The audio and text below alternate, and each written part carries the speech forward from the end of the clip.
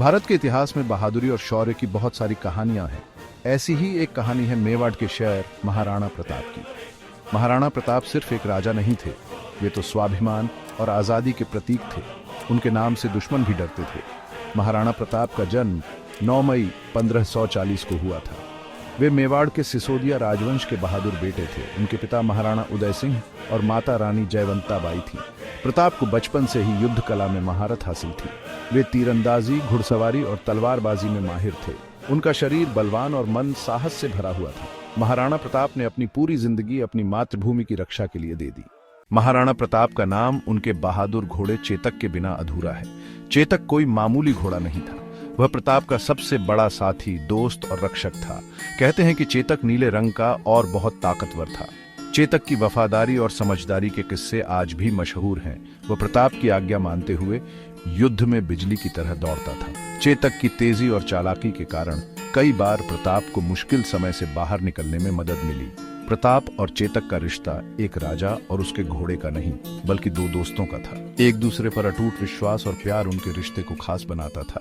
18 जून 1576 को इतिहास में एक ऐसी लड़ाई लड़ी गई जिसने बहादुरी और बलिदान की नई मिसाल कायम की। यह लड़ाई थी हल्दी घाटी का युद्ध। इस युद्ध में एक तरफ थे मेवाड़ के शेर महाराणा प्रताप और दूसरी तरफ थी मुगल बादशाह अकबर की विशाल सेना। हल्दी घाटी एक संकरी घाटी है जो राजस्थान के उदयपुर जिले में है। यह युद्ध मुगल साम्राज्य और मेवाड़ के बीच स्वाभिमान और आजादी की लड़ाई थी। महाराणा प्रताप कभी भी अकबर के गुलाम नहीं बनना चाहते थे। हल्दी घाटी का युद्ध अपने साहस, रणनीति और बलिदान के लिए जाना जाता है। यह युद्ध सिर्फ दो सेनाओं के बीच नहीं, बल्कि दो विचारधाराओं के बीच लड़ा गया था। हल्दी घाटी के युद्ध में मुगल सेना का नेतृत्व मान सिंह और आसफ खान कर रहे थे। मुगल सेना संख्या में बहुत बड़ी थी और उनके पास हाथी, तोपखाने जैसे हथियार भी बहुत थे। दूसरी ओर महाराणा प्रताप के पास कम संसाधन और सैनिक थे, लेकिन उनके पास अपने बहादुर सैनिकों का अदम्य साहस और अपनी मातृभूमि के लिए बहुत प्यार था।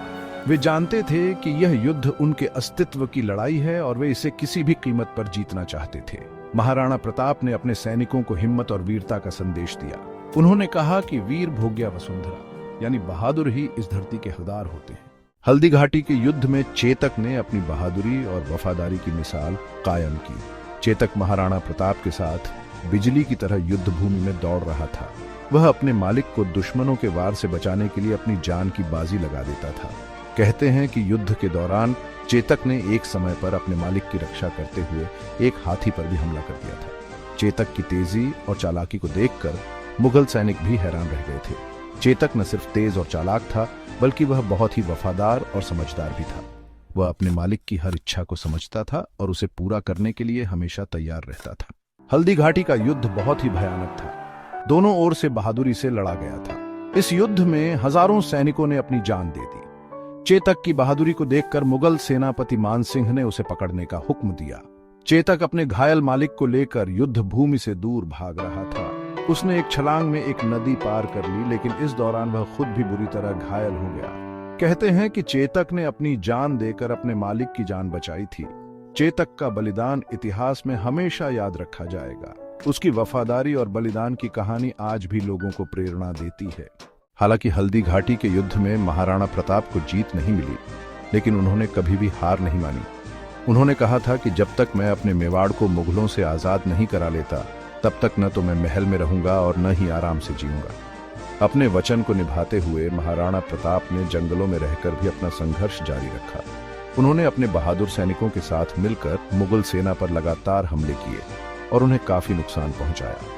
महाराणा प्रताप का यह अदम्य साहस और आजादी के लिए उनका जुनून आज भी हमें प्रेरणा देता है।